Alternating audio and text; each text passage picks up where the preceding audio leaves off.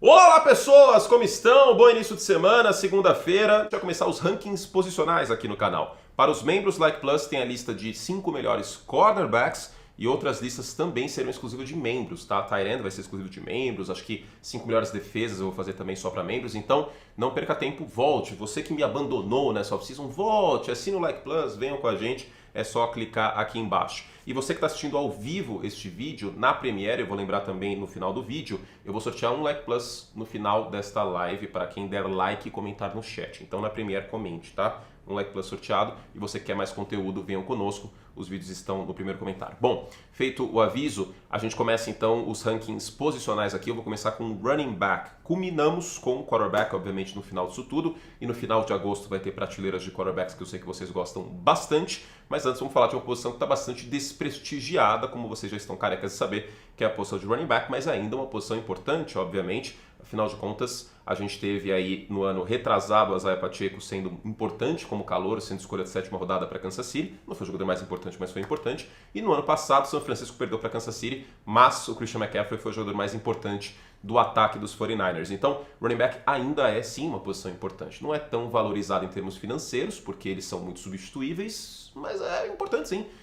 E nessa lista, talvez sejam substituíveis alguns nomes aqui, talvez falte alguns nomes. Por exemplo, Kyren Williams é uma menção mais do que honrosa, não está nessa lista dos Rams, talvez por uma questão esquemática, né? Os Rams potencializam os running backs como todos, dos Dolphins também, Raheem Mostert e o Devon Achane não estão nessa lista, também uma questão esquemática na minha visão. E a outra menção honrosa nesse top 7 é o Derrick Henry, que no ano passado teve jogos muito ruins. Eu chamo a atenção para os jogos contra Houston, por exemplo. O Derrick Henry tem muito volume em Tennessee nessa última temporada lá nos Titans, mas não tem muita produção, tá? E produção, quando eu falo, é uma questão de eficiência. A eficiência dele foi baixa. O volume, às vezes, acaba enganando. O Derrick Henry, hoje, é um jogador indo mais para o final de sua carreira. Ainda deve ter impacto em Baltimore, mas não é o Derrick Henry de 2019, tá bom? Vamos começar então com o nosso top 7. Em 7º lugar, um jogador que eu gostaria de colocar muito mais alto, que é o Jonathan Taylor, que é um combo muito interessante de visão e explosão. Fiscalidade também. Jonathan Taylor, running back dos Colts, que esteve envolvido numa questão de renovação de contrato lá em Indianápolis, vai, não vai, renova, não renova e tudo mais. No final das contas, renovou, perdeu um pouco de jogos no início da temporada e o final da temporada dele foi muito positivo. Em dezembro ele teve números fantásticos e ajudou os Colts a chegarem na última semana brigando para chegar na pós-temporada. Jonathan Taylor, que esteve a um Carson Wentz talvez de ser bem mais falado do que foi nos últimos anos, né? Eu acho que tem alguns elementos que ele não pode controlar que acabaram atrapalhando esse início de carreira do Jonathan Taylor. Mas ainda é um running back muito completo. Vamos ver com o Anthony Richardson, potencialmente com uma read option e tudo mais, pode ser bem interessante o desempenho aí do Taylor nessa temporada, e eu sigo martelando que o Indianapolis Colts é um time bem subestimado para essa próxima temporada. E talvez o Jonathan Taylor também, o nosso 7º colocado. O nosso 6º colocado, aqui eu estou sendo clubista. O jogador dos Packers eu estou sendo clubista? Faz sentido isso?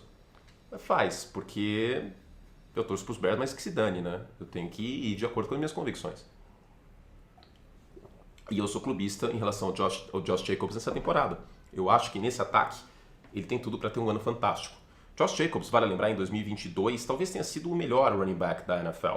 No ano passado, uma tragédia, mas também o que não foi tragédia nesse ataque dos Raiders por boa parte do ano, né? Teve 3,5 jardas por carregada.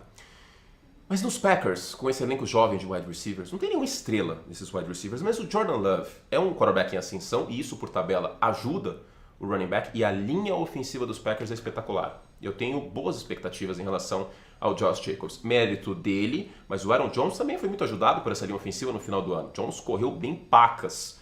Os Packers atacam muito o meio e o fundo do campo e isso abre espaço para o jogo terrestre. Eu tenho ótimas expectativas em relação ao Josh Jacobs nessa temporada. Nosso 5º lugar, esse talvez eu seja um pouco clubista também. Não torço para os Falcons, não tem nada a ver com isso, mas o Bijan Robinson foi bastante subutilizado pelo Arthur Smith, né? Eu acho que o Arthur Smith quis meio que reprisar o protocolo Derrick Henry. Qual que foi o protocolo Derrick Henry? Derrick Henry é escolhido na 2ª rodada por Tennessee, 2015 ou 2016, agora me fugiu. E na época os Titans tinham o DeMarco Murray, né, que ainda era um running back, tinha lei para queimar e tudo mais. E aí o Derrick Henry foi menos utilizado no início da carreira para tentar a quilometragem dele ser mais extensa, vamos dizer assim, né? Só usava o carro para levar os filhos no colégio. Se você for comprar carro, não caia nesse golpe. O vendedor vai falar, não, só teve um dono, era uma mãe que levava os filhos pro colégio e voltava. Não caia nesse golpe. Enfim, mas por conta disso, a carreira, queira ou não, do Derrick Henry foi um pouco mais longeva. Eu acho que o Arthur Smith, que veio de Tennessee, vale lembrar, para virar head coach dos Falcons, e agora não é mais, né? Tá lá em Pittsburgh como coordenador ofensivo, ele meio que deve ter pensado a mesma coisa que o Bijan Robinson. Tipo, vamos na boa, né?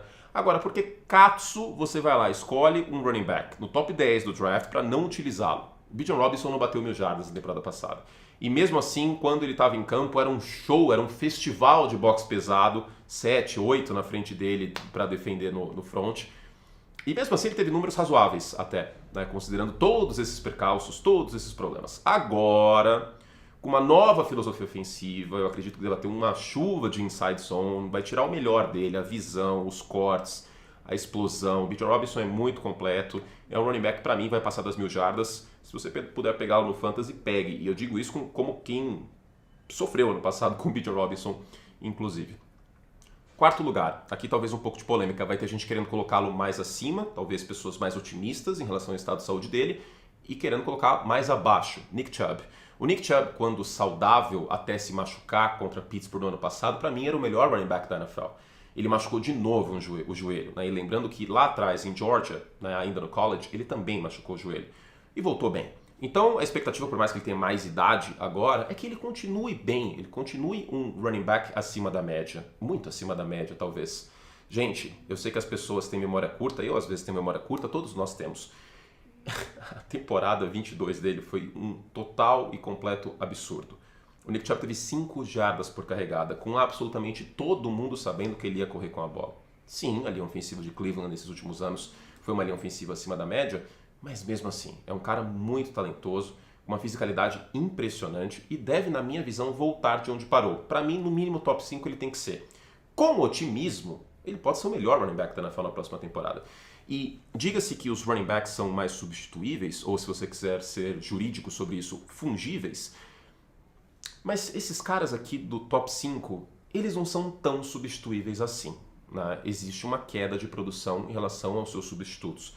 E no ano passado, sem o Nick Chubb, os Browns chegaram nos playoffs, até porque a defesa melhorou muito na temporada 23, né? O Jimmy Schwartz foi fundamental, o Denzel Ward jogou pra cacete, o Myles Garrett também, inclusive tem a lista de cornerbacks chegando aí. E o jogo terrestre não foi o mesmo. Não foi o mesmo, sem o Nick Chubb. Ele não foi o pior da liga, mas ele não foi o mesmo, né? Então, existe uma diferença de um quarterback titular, até mediano, para um quarterback reserva, muito grande. A diferença do running back é menor, mas ainda existe essa diferença. Eu acho que o caso dos Browns é bem visível. Meu terceiro colocado aqui talvez também eu esteja forçando um pouco, não sei, sendo otimista um pouco. E nesses últimos anos a gente vem batendo muito na posição de running back. Eu venho há muito tempo dizendo que não tem que pagar caro nos caras, etc. E eu confesso que eu me sinto um pouco culpado em alguns momentos em fazer isso. Mas esse caso aqui eu torço para dar certo, porque foi o maior contrato dessa última free agency. Vale lembrar que vários nomes na posição de running back mudaram de time, né? O Josh Jacobs mudou de time e o Saquon Barkley mudou de time, é o nosso terceiro colocado. E o melhor contrato, vamos dizer assim, entre os running backs foi do Saquon Barkley, que pulou o muro do CT, saiu do New York Giants e foi para o Philadelphia Eagles. O Saquon Barkley, ele demonstra como essa questão toda de running back acontece, existe e é.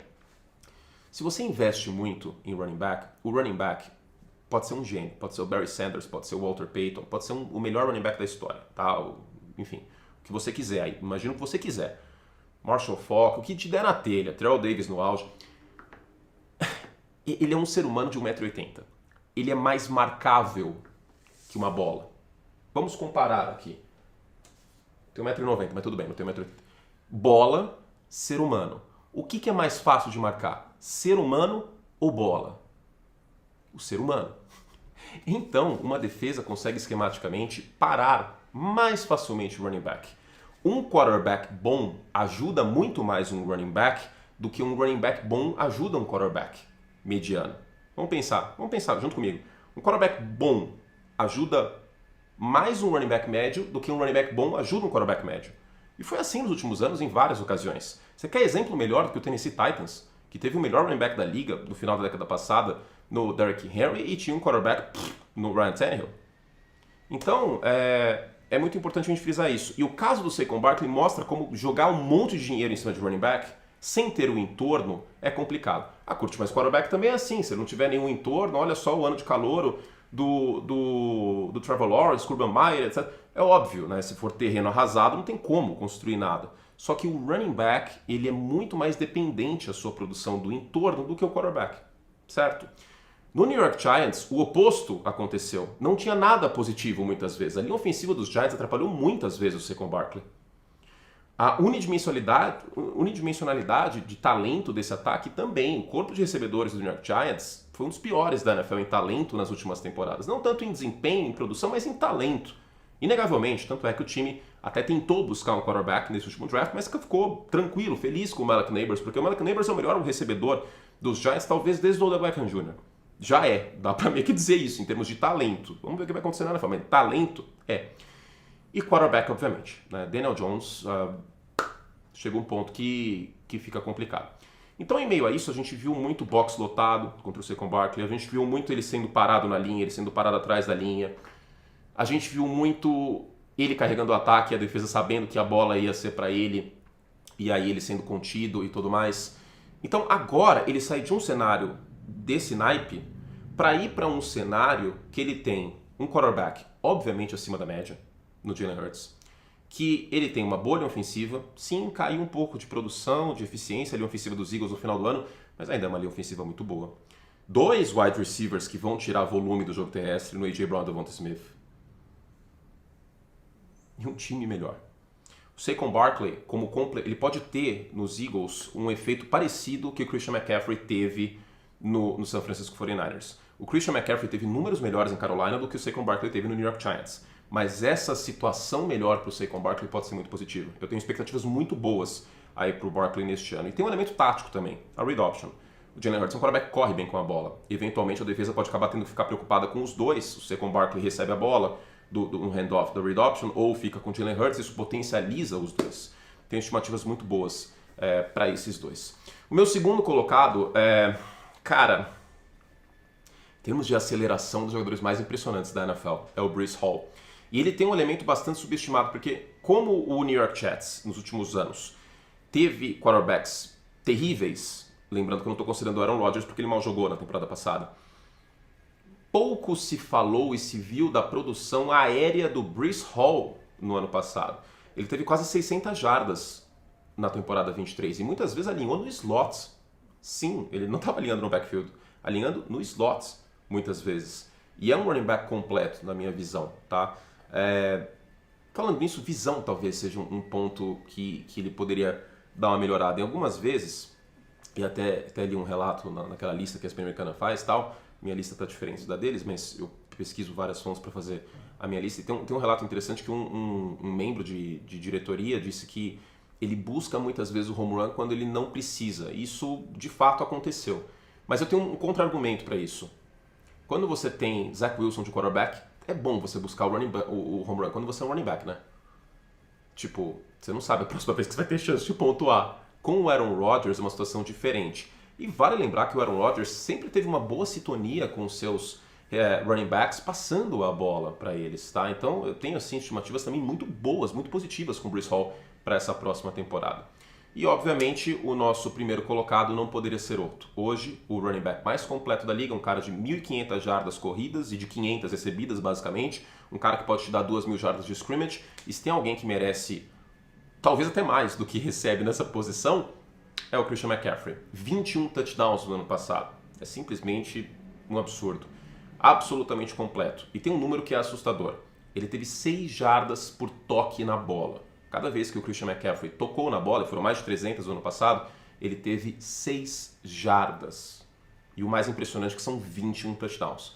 Então a produção aconteceu em todo o campo. E ainda mais impressionante, com a defesa sabendo que ele é o principal ponto de São Francisco. É óbvio que existem outras armas, ele era o ataque, ele era a franquia em Carolina. São Francisco tem o Deebo Samuel, por enquanto, tem o Brandon Ayuk, tem o Kittle, tem o John Dennis em terceira descida e tal. mas o Christian McCaffrey continua sendo um running back fantástico. E é o primeiro. A única coisa que pode atrapalhá-lo são lesões. A gente espera que não volte a acontecer. Qual que é o seu top 3? Coloca aí nos comentários. Para mais conteúdo assina o Like Plus. Lembrando que tem vídeo de cornerbacks, top 5 cornerbacks e outras posições em breve. Fizemos todo o estrago que podíamos. Até a próxima.